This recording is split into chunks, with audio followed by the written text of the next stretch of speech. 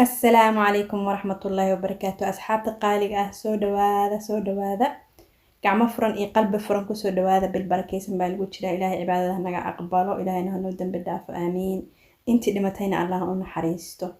Maanta halkan waxaan ku hayaa iskafaalahaas, ma ujeedin bahalkaas baan isku daynaa inaan sameyno haddii ilaahay yiraahdo. Marka sidaa bahalkaas u sameysid waxaad u baahan tahay qoryo 7 ah.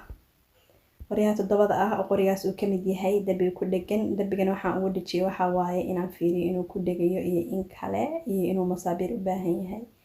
qoryaha 7 ah marka soo qaadatid hadaba ama 8 ama hadba darbiga intuu leeyahay ku xiran tahay oo rinjiyeysid ayaa hadaba darbigii lagu dhajin lahaa ayaad koolooyin hareeraha uga dhajinaysaa soo rinjiga kaaga gaargaarin ka bacdina rinjiga baad ku bilaabaysaa oo kaasa.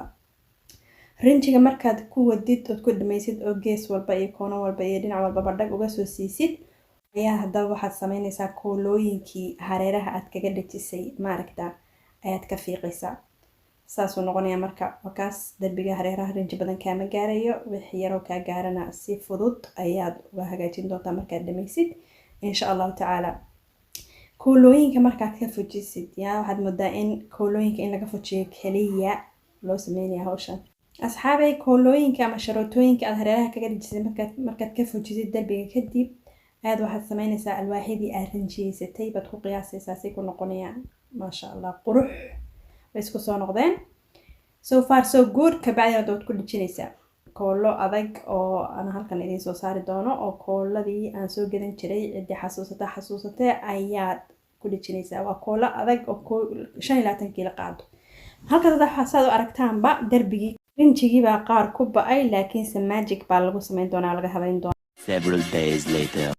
magic asxaabay uu shaqeeyay astaghfirullah alazim. hawshii saasay ku soo baxday.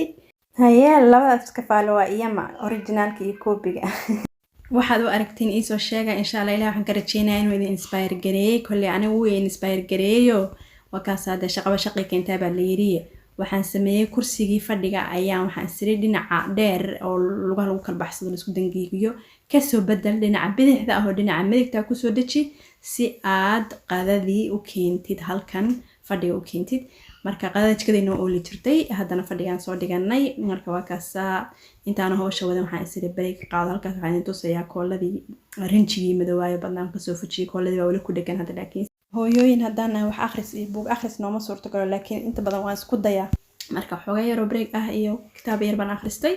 aniga de admire gareynaya iskafaalahaygi oo back to work. marka halkan miis culus ayaan intaan qaaday kala furfuray isku xirxiray midig u rog bidix u rog qoriga iyo boolku xagay iska qabanayaan matii halkan masokayba ama midigta ama shashayba adigu الحاصل الأخير ميا لها أنا قاعدة كبس كوسيي كبعدين وحنا هرتي دبالكاس عروس لبا قلبع ويان لبدو قلبع بعد نبكسو سيي مسامير تسمان كودا حري ساسنا وكسو بحي not bad سماها not bad at all.